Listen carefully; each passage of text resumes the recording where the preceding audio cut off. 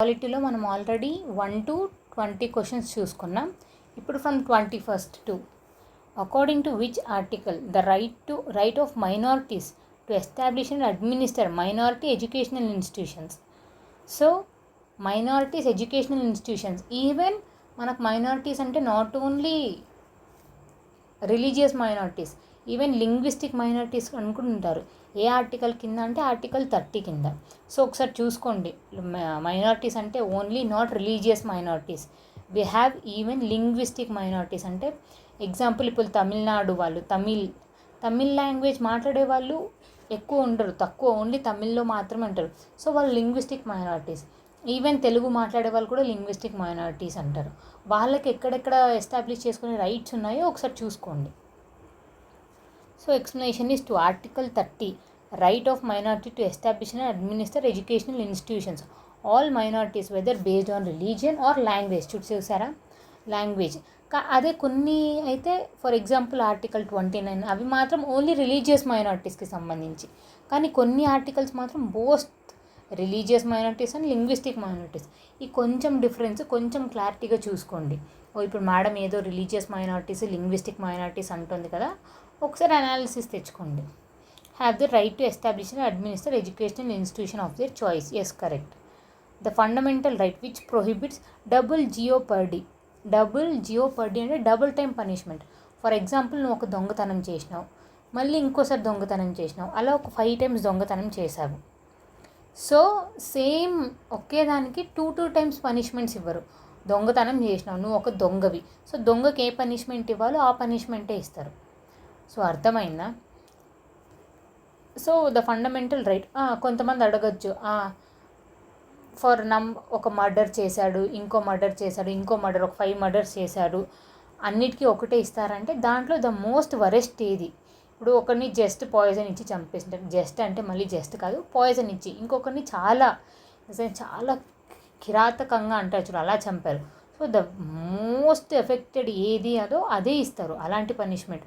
So double jeopardy అంటే 2 times punishments ఒకటే దానికి ఇవ్వరు. సో ఇది ఏ ఆర్టికల్ అంటే ఆర్టికల్ 20. ఇది అఫెన్స్ గురించి మాట్లాడుతుంది.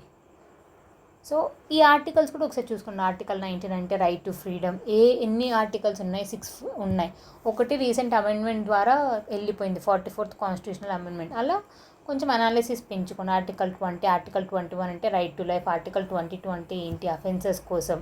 అలా ఆర్టికల్ 22 ఇవన్నీ ఫండమెంటల్ రైట్స్ కింద వచ్చే టాపిక్స్. ఈజీనే కదా పాలిటీ అని వదిలేయకండి, ఒకసారి చూసేసుకోండి.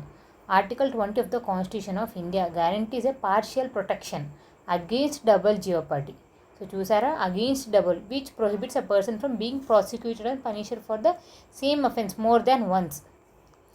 This principle of double jeopardy prevents individual from being subjected to multiple trials. అంతే కదండి, ఇక్కడ హత్య చేశాడు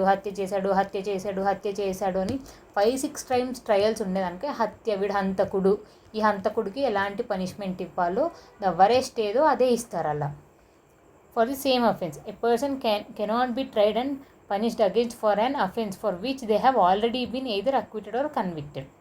మరి ఇలాంటి క్వశ్చన్స్ అడగండి. ఫస్ట్ టైం దొంగతనం చేసి దొరికిపోయాడు, దాని పనిష్మెంట్ తీసేసుకున్నాడు, మళ్ళీ వదిలేసినాడు, మళ్ళీ ఇంకోసారి దొంగతనం చేసి దొరికినప్పుడు నేను ఆల్రెడీ అప్పుడెప్పుడు పనిష్మెంట్ తీసుకున్నాను, నన్ను వదిలేయండి. నో, అది వేరు. ఇప్పుడు ఇది ప్యారలల్గా ఆన్ ఒకేసారి ఈ దొంగ దొరకలేదు, ఇక్కడ దొరకలేదు, ఈ దొంగతనం చేసినప్పుడు దొరికినప్పుడు ఇవన్నిటికీ కలిపి వేస్తారు పనిష్మెంట్. సో అర్థమైంది అనుకుంటా డబుల్ జియోపర్డీ అంటే ఏంటి అని. Under which of the following article of Indian constitution the governor. So మనకు తెలుసు, హెడ్ ఆఫ్ ద కంట్రీ వచ్చి president, head of the state వచ్చి గవర్నర్. ఈ గవర్నర్ ఎవరు అపాయింట్ చేస్తారు? సెంటర్ వాళ్ళు అపాయింట్ చేస్తారు. ఎందుకు? స్టేట్లో ఏమైనా బిల్స్ పాస్ అయితే అసెంట్ ఇవ్వండి, కొన్ని స్టేట్లో కూడా కొన్ని వర్క్స్ చూసుకుంటూ ఉండండి. So he is an agent of centre, but he is not called as agent of centre. So remember, మీరు ఆయనే అపాయింట్ చేసినాడని సెంటర్ ఏది చెప్తే అది చేయడానికి లేదు. There are few rules that he need to follow. ఈ గవర్నర్, ఇప్పుడు ఈ గవర్నర్కి స్టేట్ లెజిస్లేటివ్ ఒక బిల్ పాస్ చేసిన తర్వాత గవర్నర్ అసెంట్ కోసం పంపుతుంది. సార్ మీ అసెంట్ చేస్తేనే ఇది యాక్ట్ లాగా అవుతుంది. ఫస్ట్ బిల్ ఇంట్రడ్యూస్ చేస్తారు, దాన్ని యాక్ట్ అవుతుంది. ఈ యాక్ట్ ఎప్పుడు అవుతుంది అంటే గవర్నర్ అసెంట్ చేసినప్పుడు. అసెంట్ అంటే ఏంటంటే సైన్ చేసినప్పుడు. సైన్ చేసేటప్పుడు మనమైన ఒక నిమిషం ఆలోచిస్తాం కదా, సేమ్ గవర్నర్కి ఏముంటాయంటే పవర్స్ ఉంటాయి.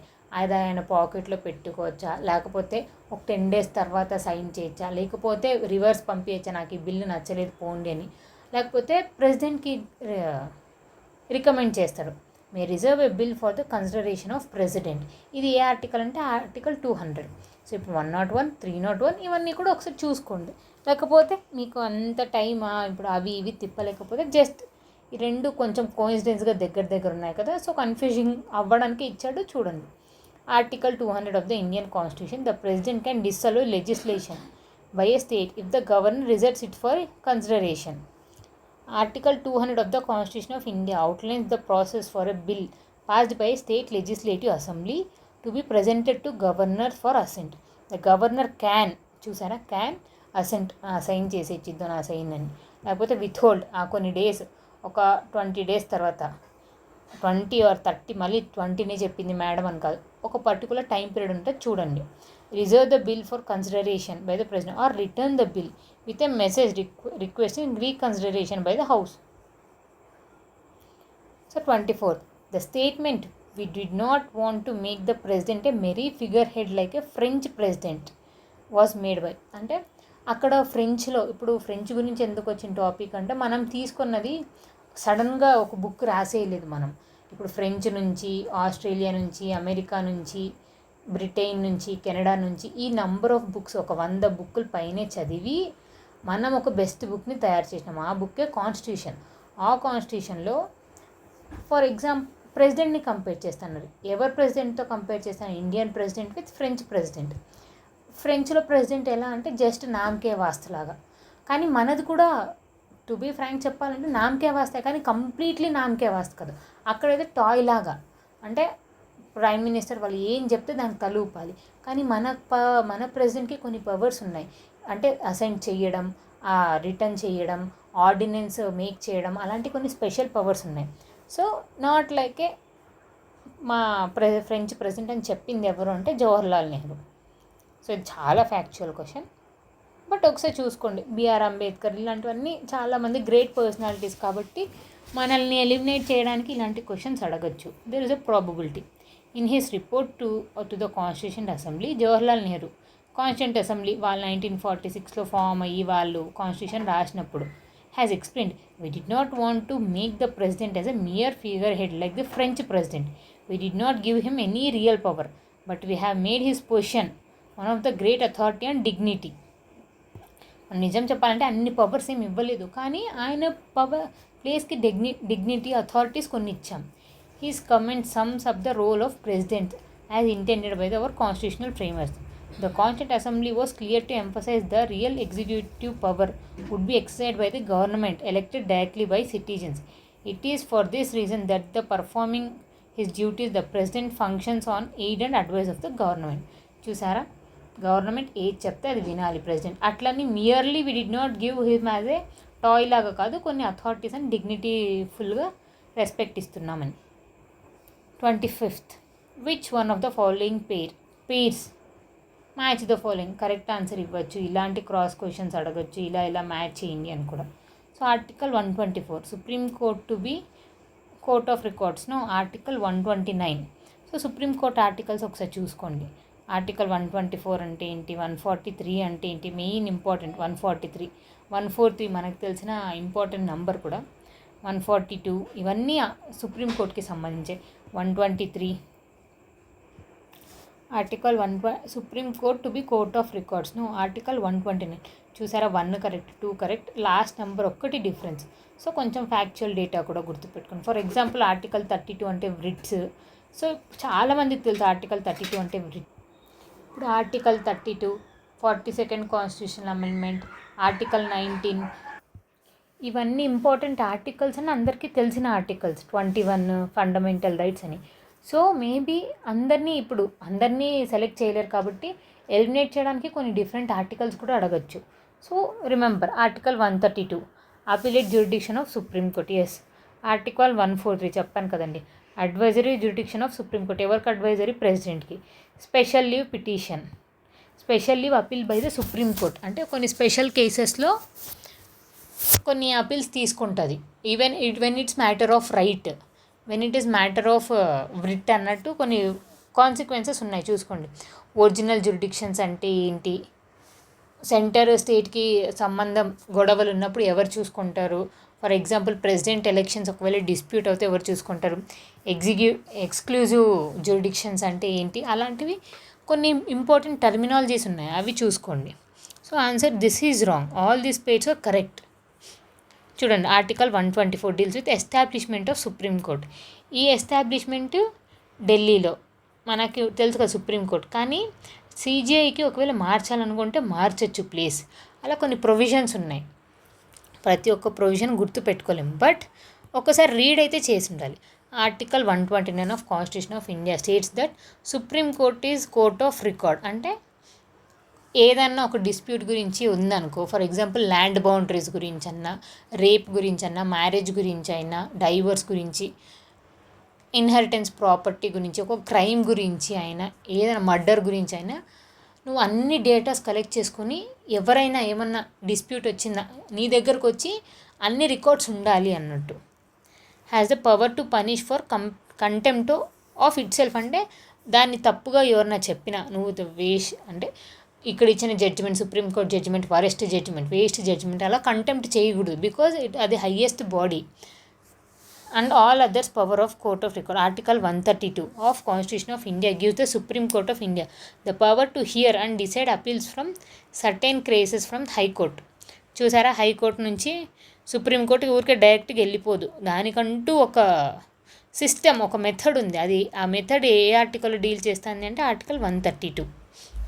143 president the power to consult the supreme court. This is known as presidential reference. Article 136 the Constitution of India gives the Supreme Court the power to grant special leave to appeal against any judgment, order or decree made by court or tribunal. Special leave ద్వారా మీరు నా దగ్గరికి రావచ్చు అని. 26 the 6th schedule. మనకి ఎన్ని schedules ఉన్నాయి? 12 schedules. ఒరిజినల్గా ఎన్ని ఉన్నాయి? 8 ఉన్నాయి. ఆ 4 ఏంటో చూడండి. 6th schedule of Indian constitution. మనకు 5th schedule, 6th schedule important, ఎందుకంటే tribal areas, scheduled area, scheduled tribal areas గురించి డీల్ చేస్తాయి. దాంట్లో 6thలో నేను మ్యాట్ అని గుర్తుపెట్టుకున్నా. మణిపూర్ ఎక్స్పెక్ట్ తీసేసి మణిపూర్ కాకుండా ఇంకా మేఘాలయ, మిజోరం. సో మేఘాలయ, మిజోరం. ఇంకెక్కడుంది మేఘాలయ? ఇక్కడ లేదు, ఇక్కడ లేదు మేఘాలయ, ఇక్కడ మేఘాలయ, మిజోరం ఉంది, కానీ మ్యాట్ అస్సాం, త్రిపుర, అస్సాం, త్రిపుర. అలా కొన్ని దాంట్లో షార్ట్ కట్ పెట్టుకోండి. మీకు ఐక్యూ పవర్ ఎక్కువ ఉండి you can read directly, but కొంచెం కన్ఫ్యూజ్ అవుతున్నాము, మేఘాలయనా, మిజోరమా, మణిపూరా, అస్సామా, త్రిపుర అంటే మ్యాట్ అని గుర్తుపెట్టుకోండి. ఈ మణిపూర్ న్యూస్లో ఉంది కాబట్టి మణిపూర్ లేదు. అలా 6th schedule of Indian constitution cover the administration of tribal areas in 4th north eastern states Assam, Meghalaya, Tripura and Mizoram. The scheduled establish autonomous councils to preserve and. వీటికి ఎందుకు అంత ప్రియారిటీ ఇచ్చినారు అంటే అక్కడ అటానమస్ డిస్ట్రిక్ట్ కౌన్సిల్స్ని ఎస్టాబ్లిష్ చేయడం కోసం. Consider the following statement regarding the prorogation. మనకి కొన్ని వర్డ్స్ ఉన్నాయండి, రెసెస్ అన్న, ప్రొరగేట్ అన్న, అడ్జోన్ అన్న, అడ్జోన్ సైండే అన్న. ఇప్పుడు ఒక మీటింగ్ అయిపోయిందనుకో అడ్జోన్ అంటాం, మళ్ళీ రేపు కలుద్దాము అని. ఇప్పుడు మనమైతే మన టర్మ్లో ఆ రేపు కలుద్దాం అని అంటాం, అదే పాలిటీ వైజ్ పోతే అడ్జోన్ అన్నట్టు. Indefinite period అడ్జోన్ సైండే. ప్రొరోగేట్ అంటే ఒక సెషన్ని ఎండ్ చేయడం. రెసెస్ అంటే ఆ గ్యాప్ని, ఒక సెషన్ నుంచి ఇంకో సెషన్ గ్యాప్. సో మనకి ఇలా వింటాం, budget session, monsoon session, summer session, అలా మన ఇండియన్ కాన్స్టిట్యూషన్లో ఎన్ని సెషన్స్ ఉన్నాయి? ఇండియన్ కాన్స్టిట్యూషన్ అంటే కాన్స్టిట్యూషన్స్ లేవు, మనము మన కన్వీనియంట్ 3 సెషన్స్గా డివైడ్ చేసాం, అవి చూసుకోండి. The prorogation of sitting of the house of a parliament puts an end. ఇప్పుడు ప్రొరగేట్ అంటే ఓ సెషన్ ఎండ్ అయింది అని. సో నోటీసులు ల్యాప్స్ అయిపోతాయా, ఇప్పుడుండే పేపర్లో ఇంకా ఆ టాపిక్ గురించి మానేస్తారా అని ఇండైరెక్ట్గా అడుగుతున్నారు. Prorogation puts an end to a session of the house but not to its existence. Yes, సెషన్కి ఎండ్ అంతే, మళ్ళీ కలవనే లేరు అని కాదు, హౌస్ ఇంకా హౌస్ డిజాల్వ్ అయిపోయింది అని కాదు. హౌసే లేదు, హౌసే ఇంకా మళ్ళీ మీరు నెక్స్ట్ హౌస్లో మీట్ అవ్వండి అంటే it is called as dissolution of house. The power to prorogue a house is vested formally in the president and acts in this manner on advice of prime minister. Obviously ఆయనకే power ఉంటుంది, ప్రెసిడెంట్కే prorogue చేసే power ఉంటుంది. కానీ నేను ఇందాకే చెప్పాను, he is not like French president. అట్లని ఆటోమేటిక్గా ఆయనకి ఇష్టం వచ్చిన ప్రొరోగ్ చేసేయండి, అర్జెంట్ చేసేయండి అని చెప్పే రైట్స్ లేవు. ప్రైమ్ మినిస్టర్ చెప్తేనే చెయ్యాలి. Prime minister is head of government.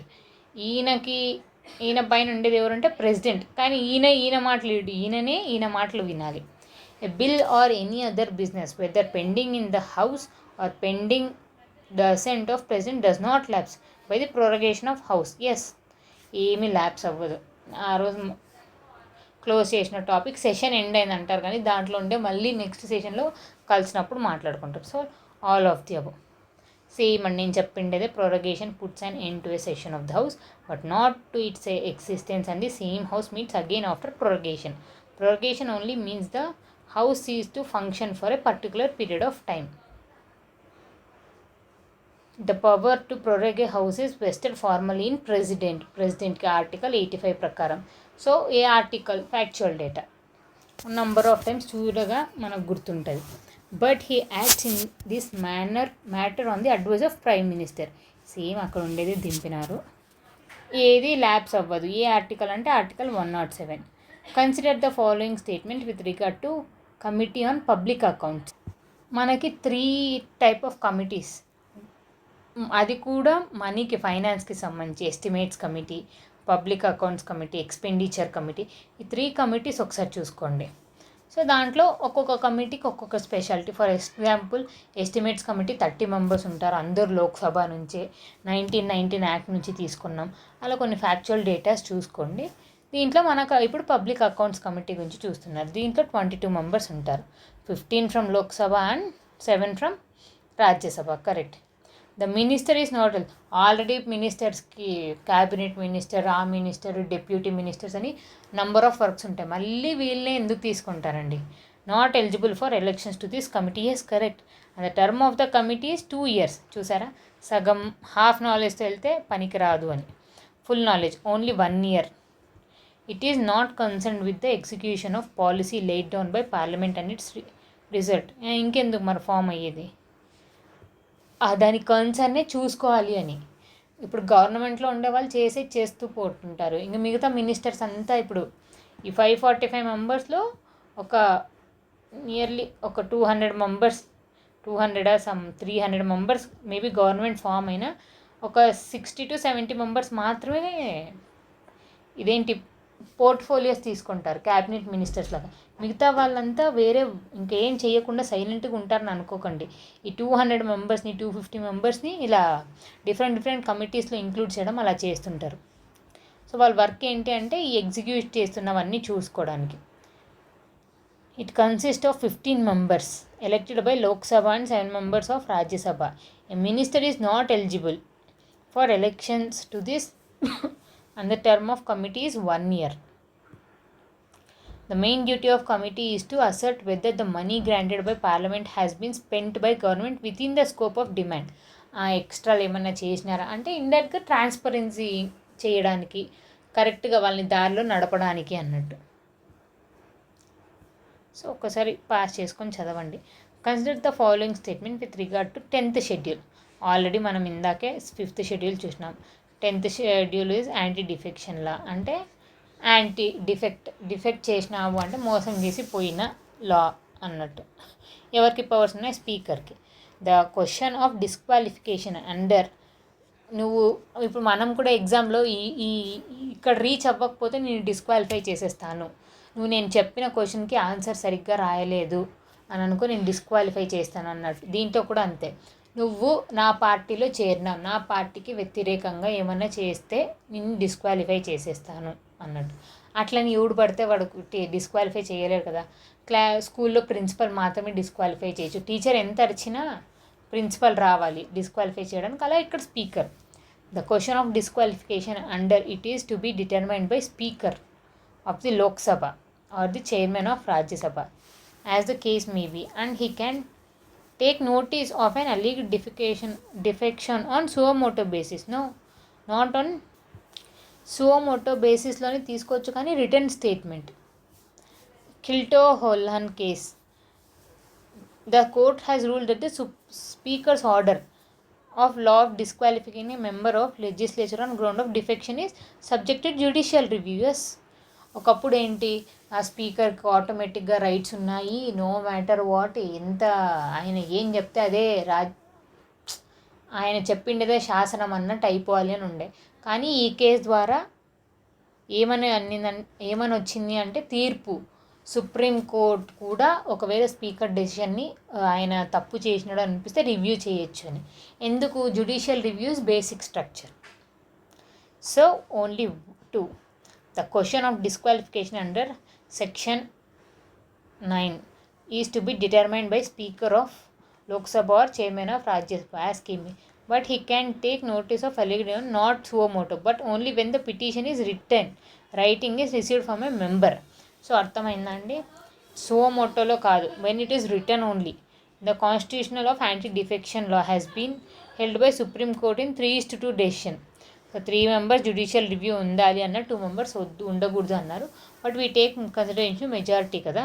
So కిల్టో-హోల్లాండ్ case ద్వారా ఏంటి బయటపడింది అంటే జ్యుడిషియల్ రివ్యూ ఉంది అని. 30th question. The philosophical part of the Indian constitution is derived from. కొన్ని ఇలాంటి క్వశ్చన్స్ అడుగుతారండి. ఈ మనకి రైట్స్ ఎక్కడి నుంచి వచ్చినాయి, ఫిలాసఫీ ఏంటి మన కాన్స్టిట్యూషన్కి, లాజిక్ ఏంటి, రీజనబుల్ గ్రాంట్స్ ఏంటి, మన కాన్స్టిట్యూషన్ ప్రకారం డెమోక్రసీ అంటే ఏంటి. Philosophy and the philosophical part ఏంటంటే మన philosophical part preamble is taken from Irish, both Irish and American constitution. Sorry, చూసారా, సడన్గా చూసి టైం లేదు అని రన్ అయినా నాకే మార్క్స్ లూజ్ అయ్యేది. So look after all options. Irish and American constitution. Though the structural part of constitution of India to large extent is 1935. ఇప్పుడు మనకి 395 ఆర్టికల్స్ ఉన్నాయి. ఆ ఆర్టికల్స్ను మ్యాక్సిమం 300 కూడా కాదు, 200 ఆర్టికల్స్ ఒకవేళ 1935లో నుంచి తీసుకున్నా, మిగతా 195 ఆర్టికల్స్ కొన్ని వేరే నుంచి తీసుకున్నాం. దాంట్లోనే ఒకటి the philosophical part such as fundamental rights and preamble according to Kesavananda Bharati state of Kerala Constitution. It is observed that the preamble is extreme important to the Constitution. LIC preamble is an integral. It is neither source of power. Sorry, I have skipped. వేరే question ఏదో వచ్చేసింది ఇక్కడిది.